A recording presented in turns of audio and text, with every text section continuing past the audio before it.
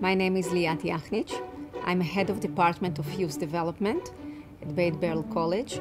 Youth development is an Israeli equivalent of a child and youth care practice in Europe and the United States. My research areas include immigrant families and immigrant youth, specifically youth at risk, and academic and professional training of child and youth care workers in Israel.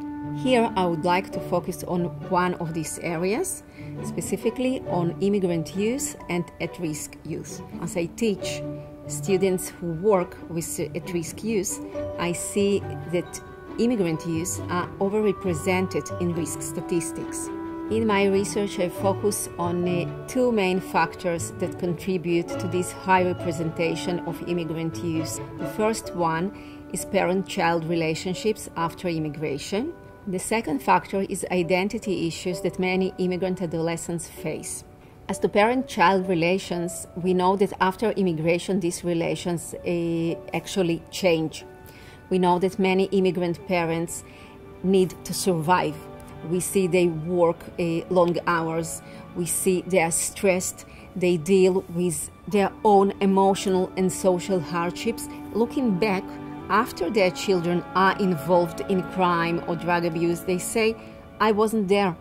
I wanted to earn money. I wanted to give them a good life. We came here to give him a good life. We also see that immigrant parents lose their authority in their relationship with their children, as their children actually integrate faster in the host society. They learn the language and the culture faster than their parents. We see that often immigrant children and adolescents accompany their parents to the doctor or to the bank, and there they're exposed to information that doesn't suit their emotional development or their emotional needs. The second factor I mentioned is identity issues. Because immigrant children and immigrant adolescents are found in between childhood and between adulthood, but also between cultures, developing this identity or developing this sense of self is highly difficult for them. Many immigrant adolescents feel they don't belong socially and don't belong culturally.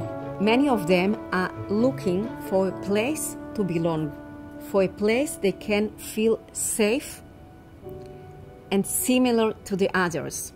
In one of my studies, I interviewed ex-addicts who came to Israel from the former Soviet Union. And one of the participants said, I was 15. I was just looking for a safe place. The only place I felt a part of something bigger was this group of immigrant youth. We were doing drugs, we were stealing, we were shoplifting, but this was the only place I felt good with myself. If we want to promote positive integration of immigrant youth in the host countries, we have to keep these two factors in mind: relationships, parent-child relationships, and identity. We should empower immigrant parents. We should help them be the parents they can be.